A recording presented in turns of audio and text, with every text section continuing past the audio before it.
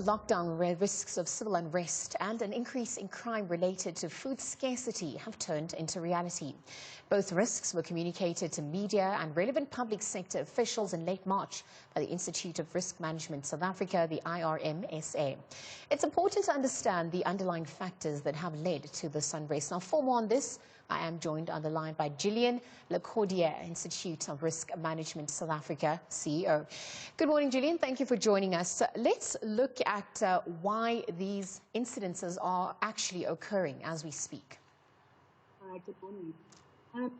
It's a serious issue. A few weeks ago, we identified the emerging risk of the food scarcity issue being that of, crime and civil unrest. And when we spoke about it, we saw that the concern was going to grow. And now with the food scarcity, it has become a reality. And unfortunately, what we're seeing out there is that the lack of concern for the pandemic at the moment, where we all sitting comfortably in our suburbs, the reality for these folks that live in informal economies are not in a position, don't have access to all that in. And we've also got to remember that these people suddenly don't have work. Their day-to-day work, where they're paid by day, they don't have access to work. They won't have access to UI either. And so they sit in a position now where they don't have food. Now, this is not a new issue for South Africa, with food security. We've had food issues and unemployment for many decades now, which we identified in our South Africa risk report for many years now as a top risk. But the issue is that it is now increasing, and we're not going to be able to improve it. We need to find solutions to try and keep people and get food to these vulnerable communities. So we are facing a huge thing. And if people think it's going to get better, it's going to get worse, because even when lockdown ends, and we know it's going to be a staggered approach to getting back, our economy is not going to be quick to return to in terms of people returning to their informal jobs and so on. And so this issue is going to continue to grow for quite a while. And so right now, what we identified with this issue, and what we do with risk management, we'll identify risk and then try and find that possible solution. And so we started looking and working with our executives and government and our executives within the public sector. What could that possible solution be? Because we realized we need to get food, we realized we need to find a solution. And so it was immediately, how do we, number one, speak and communicate with government, and then how do we also get our professionals to assist and our corporates? So we know that government has enabled some funding from the Solidarity Fund. We know that last night and yesterday, President's Coordinating Committee got together, and they were also looking at funds for these folks. But it was also, how do we find a solution? Because we would like to find money to be able to feed the poor and feed these people in these vulnerable areas. And we realized we can't just mobilize food. We can't find food and raise money and then get it there. I wouldn't know how to do it. That's not what I do. So we quickly identified FoodForward SA, who is already situated nationwide. They're connected to our large retailers and so on, that know how to transport food through NGOs and NPOs in various areas.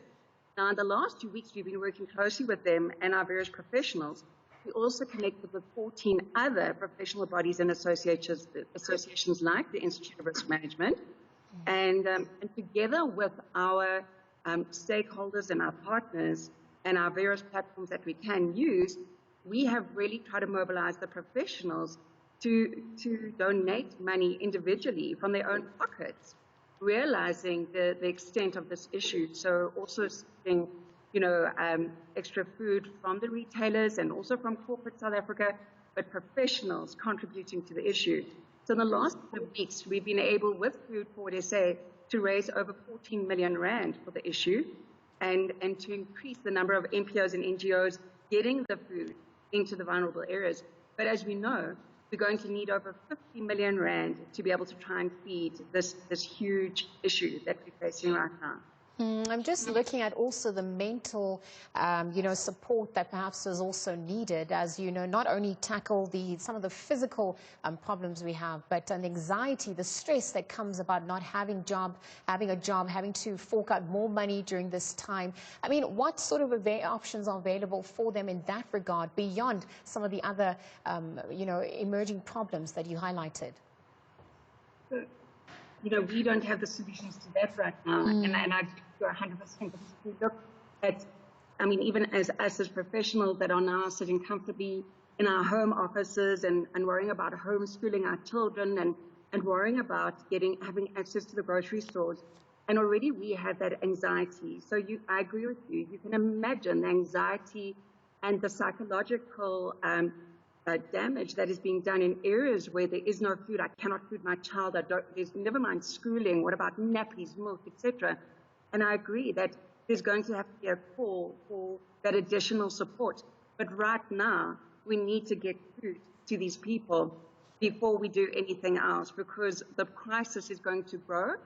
And so from a human rights issue, this is going to be a major issue just from people starving. But the civil unrest and the knock-on effect on society, the economy, and these people's lives, for me, is just of paramount importance right now.